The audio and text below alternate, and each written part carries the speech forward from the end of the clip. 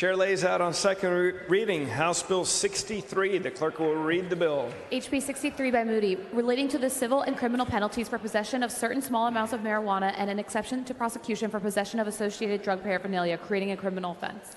The chair recognizes Representative Moody to explain the bill. Thank you, Mr. Speaker. Members, I'm so proud to be here on the floor talking about a bill that I've been working on for years now. When I first proposed changing our criminal penalty for personal use marijuana possession to a civil penalty, there was some support, but even more caution. And unfortunately, a whole lot of chuckles about stoners and munchies. I get that. Like most people, I also didn't realize how serious the problems with our current system were until a constituent of mine, Mr. Colt DeMorris, reached out and gave me some perspective. After he helped educate me on the toll these laws were taking on ordinary Texans, I dove into the data and found out just how right he was. I've been trying to pass that along in the years since by telling all of you about the $734 million we spend in Texas every year on enforcement, about the 75,000 arrests every year that take police off the street, about the devastating collateral consequences that haunt young people for their whole life. I've also listened to your input, even when we've disagreed. I appreciate the feedback from members, advocates, and criminal justice professionals. And I've worked with everyone who's brought me concerns in good faith. The result is a very strong, functional, bipartisan bill that's reflected in the endorsement of both major parties. This reform is actually a plank of the Texas Republican Party platform. That's reflected in a joint author sheet made up entirely of chairs. Thank you, Mr. Dutton, Mr. White, Ms. Collier, and Mr. Phelan. That's reflected in the dozens of members who've signed on as co-authors, and there's still time for more of you. But as much as I appreciate all those signatures, there's still one signature I have to think about. And just as I've worked with everyone else, today I'm prepared to work in the lanes the governor has laid out to get this done. With that, I have an amendment. Following amendment, the clerk will read the amendment. Amendment by Moody. Chair recognizes Representative Moody to explain the amendment. And because those members, because those conversations have been ongoing, there are some issues I discussed with the governor's office this morning, and those are incorporated into this amendment to the amendment. If you don't mind, I want to explain these along with the larger amendment as a whole so they make sense. So I'd move adoption of the amendment to the amendment is acceptable to the author.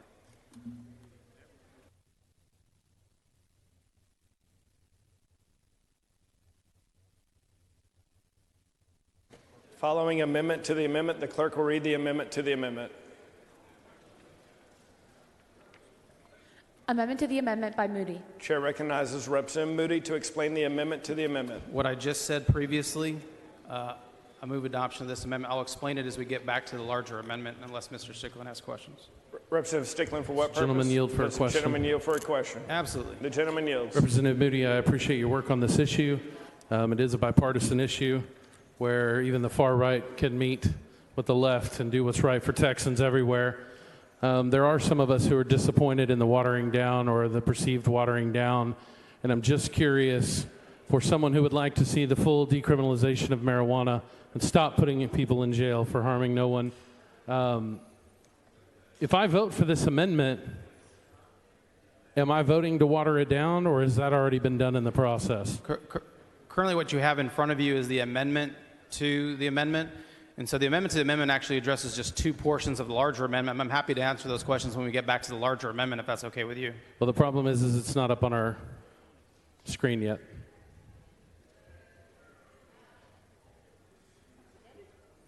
The amendment to the amendment deals with the expunction provision of the complete substitute amendment. It also deals with what happens when you have two different offenses at the same time. There was some question about what would happen in that situation. That's what the amendment to the amendment does, but I can explain them in context to the larger amendment when we get there. Move adoption of the amendment to the amendment. Representative Moody sends up an amendment to the amendment. It is acceptable to the author. Is there any objection? Chair hears none. The amendment to the amendment is adopted. Chair recognizes Representative Moody to speak on the amended amendment. Thank you, Mr. Speaker. Members, since this is a big change, let me give you the what, before I give you the why. The amendment you have in front of you now keeps a criminal penalty for personal use possession of marijuana instead of moving to a civil system. It just reduces the penalty and works to remove disproportionate collateral consequences as much as we're able to within the criminal justice system. This is an approach the governor has supported publicly. Like the original version of the bill, it deals with possession of 1 ounce or less, which is only half the amount punished by our current lowest penalty. The amendment makes that a Class C misdemeanor. I want to be clear that this amendment doesn't affect our laws on concentrates or other forms of THC, which are covered in a different section of the code. Beyond that, because we changed the numbering of these penalties, a lot of what the amendment does is make conforming changes to areas of several codes to keep the existing law the same. Here are the substantive changes in the amendment. First, it requires a citation instead of an arrest if a person's only offense is possession of 1 ounce or less or possession of drug paraphernalia. The amendment to the amendment clarified that this doesn't apply to someone making an arrest for something else. In other words, if you're getting arrested for something like a DWI and you have 1 ounce or less of marijuana, you can be charged with both. Second, it requires a court to defer adjudication of guilt and place the offender on probation for those offenses if they haven't gone through the process in the last 12 months. Third, those who successfully complete are eligible to have their records expunged. That's the law right now, but this amendment, specifically the amendment to the amendment that we brought onto the amendment, streamlines the procedures for that and allows expunction a little earlier than the general expunction statute, which normally requires a wait of 2 years or more from the time of arrest. The procedures are largely modeled after expunctions in minor in possession cases, except unlike with MIP, this amendment doesn't allow an outright conviction to be expunged. Finally, the amendment removes the automatic 6-month driver's license suspension that comes with any drug conviction. To make that work, we're also going to have to pass a separate resolution telling the federal government we oppose them holding our federal highway funds hostage if we change our law. That keeps our highway funds flowing and tells Washington that Texas is going to make its own laws. That resolution was filed by Mr. White and should be in front of you soon.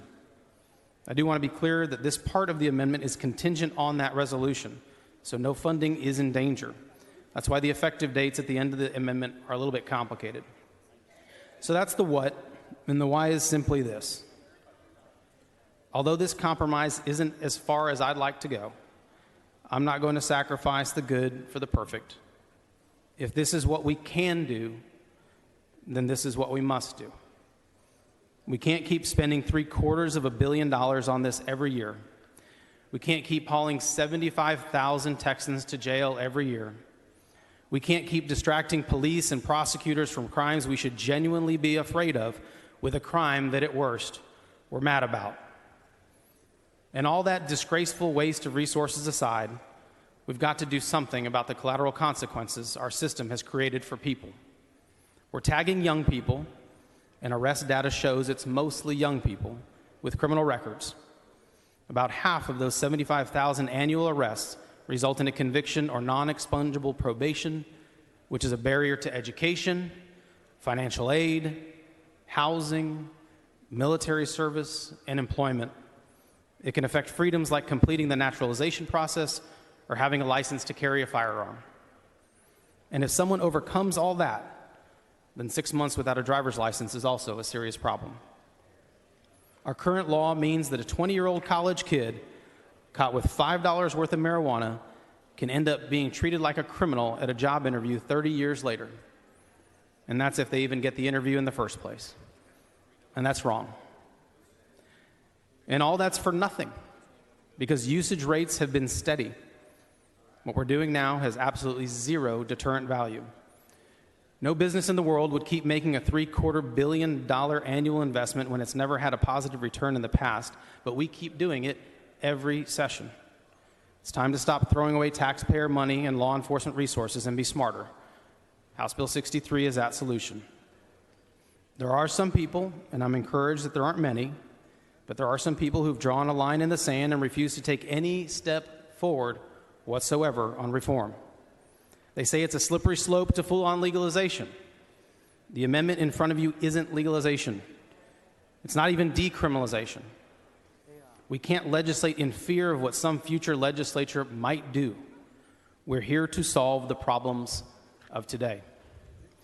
I also want to remind everyone that this isn't about whether marijuana is good or bad. It's about whether what we're doing on enforcement is right now is good policy. We all know it's not. House Bill 63 provides a smarter, fairer path forward for this state. This is a bipartisan issue that has overwhelming support from Texans across the political spectrum. I hope it has your support too, because the time for reform is now. With that, I'm happy to answer any questions. Mr. Speaker, Representative Gutierrez, for what purpose? will the gentleman yield? Does the gentleman yield for questions? Yes, sir. The gentleman yields. First off, Representative Moody, I know you've been working on this tirelessly. I know that this is an issue for you for the last several sessions, and I applaud you on that, and I think that you've done great work. My concern, however, is that I thought that we were going towards the path of decriminalization, and I know that that's changed, but I thought it was very certain the signal that we got from the governor's office at the beginning of the session that they were okay with decriminalization. Is that not the case now? You know, the conversations that we've had with their office and the public statements made by their office have been they do not want to jail people, mostly young people. They don't want to stuff our jails full of folks for this low-grade possession. Now, you can achieve that in two different ways. You can certainly do it through a civil sanctioning regime, which is the bill that we had, and you can also do it this way with a Class C citation if you build in the provisions that we've built in, which make it a non-arrest offense, and also reduce some of the collateral consequences even within the criminal regime. And I apologize because I haven't read your amendment, but what is the amount of what the Class C will be? So now 1 ounce? that remains unchanged from what we did in the civil sanction bill. We are dealing with 1 ounce or less. Currently, a Class B misdemeanor is 2 ounces or less, so we cut that in half and dropped it into a Class C. Is 0 to 4 ounces, or less than 4 ounces, 2 to 4, I guess, would be an A, correct? 2 to 4 is an A, 4 ounces and 5 pounds is a state jail felony. And 2 to 4 stays the same? Correct. And the Class B stays the same? Correct. Okay. There's $750 million, because we've been hearing a lot from leadership about we have a revenue shortage. This $750 million, is that in this space of this new set of Class C misdemeanor crimes, or are we talking about the B's and the A's as well? What we were talking about when we came up with that number were the cost of arrest, incarceration, prosecution of Class B misdemeanor offense, which are roughly 90 to 95% would be covered by 1 ounce or less. And so those are for the most part local taxpayer dollars. So certainly we've been talking a lot about local taxpayer dollars. We might talk a little bit about it tomorrow. These are funds that you will save at the county level for jailing, at the city level for use of law enforcement resources. You're aware that 66% of all Texans agree that we should have recreational marijuana, which would raise $5 billion for the state of Texas, not requiring any sales taxes on our poor. Are you aware of that? I am aware of that, and I look to support that bill another day. Mr. Speaker. Mr. Dutton, for what purpose? Will the gentleman yield? Does the gentleman yield for questions? Yes, sir. The gentleman yields. Before I ask my question, let me thank you for picking this up and running with it. You're aware that when I first filed this bill, I think back in 2003, I couldn't even get a hearing, and people around here asked me basically what I had been smoking. So they wouldn't even hear the bill. But I do thank you for taking this on, because it has been a challenge. I think there's some numbers we have that indicate that almost 70% of the charges for marijuana possession are for less than even 2 joints of marijuana. And that what it's costing in terms of people's lives, in terms of our children's lives. And so what I wanted to ask, though, is there any penalty built in the bill for continued opportunities to get this Class C misdemeanors? The way that it's written now is it would always be a Class C misdemeanor. Okay. The only provision that wouldn't be automatic would be the deferred adjudication community supervision component. It says if you have another opportunity to do that within the calendar year, then you couldn't have it again. However, right. I would say that means you can't have it automatically again. The prosecutor would still have the ability to do whatever they want. It just wouldn't create automatic deferred adjudication. Right. And just so members know, we prosecute, as I told the committee when my bill came up, there's no law in Texas preventing you from smoking marijuana. it's the law preventing you from possessing marijuana, and the way we base the penalty for possession is based on the quantity. Mr. Stevenson raises a point of order. The gentleman's times have expired. The point of order is well taken and sustained. Thank you. I move adoption of the amendment. Please excuse Representative Lopez because of important business in the district. On a motion, Representative Collier. Is there any objection? Chair is none. The motion is adopted.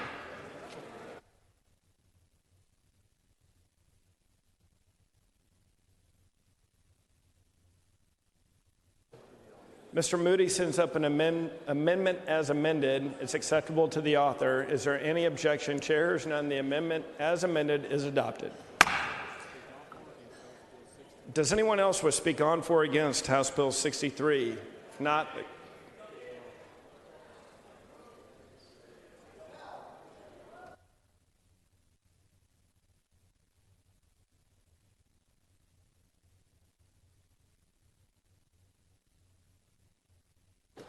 Representative Bell, for what purpose? Will the gentleman yield for a question?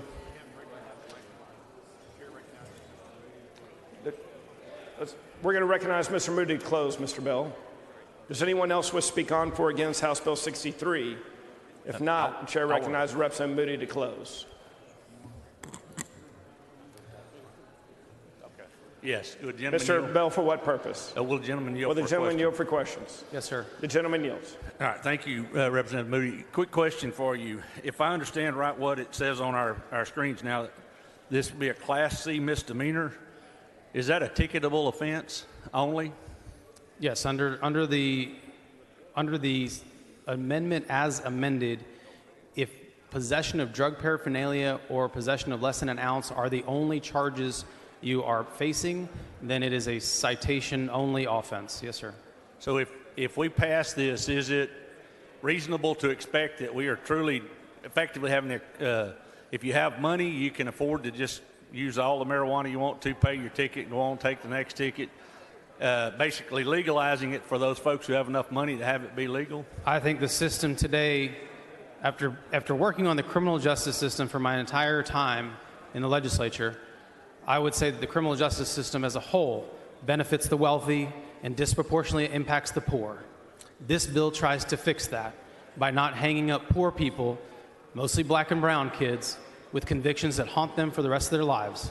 Well, I would submit to you it's all kids, sir, but that's a different conversation because anyone who The statistics don't bear that out, sir. Yeah, well, so it just, I guess, depends on whose kids that are strung out on this. I hope it helps them gateway all. drug. I hope that helps them all, but But I just want this body to be clear. We are literally taking the position, if we vote for this bill, that we want this to be a ticketable offense, recognizing that we have the effect of legalizing it if you have enough money.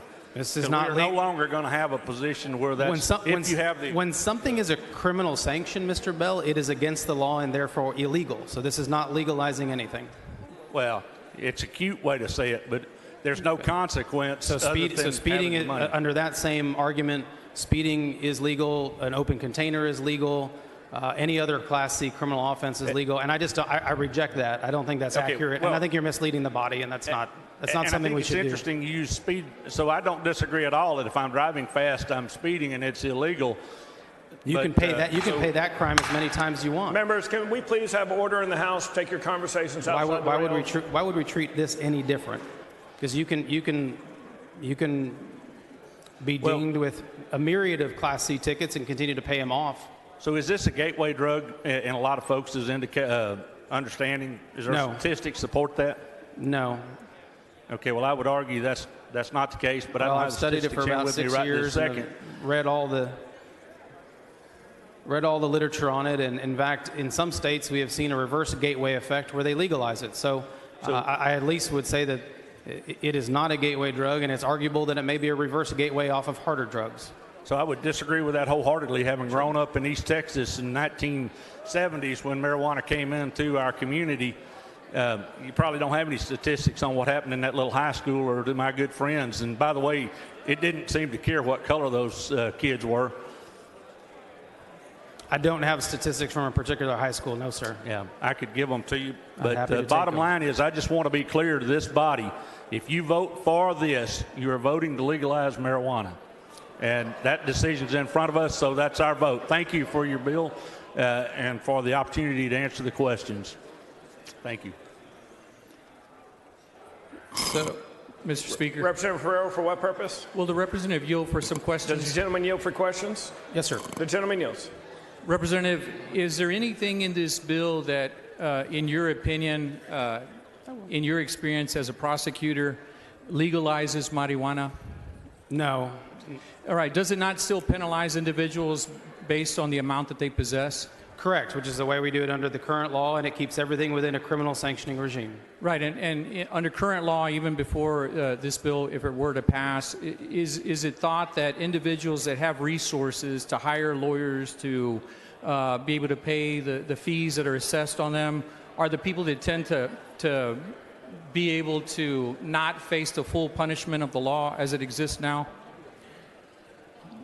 In other words, the argument was made, as I understood, the questions was that this bill would essentially make it such that those that have the resources will be able to pay the fines under this proposed bill, and as a result get away with it, or better yet, have the ability to continuously have possession without having to meet any sort of real punishment because they've got the resources.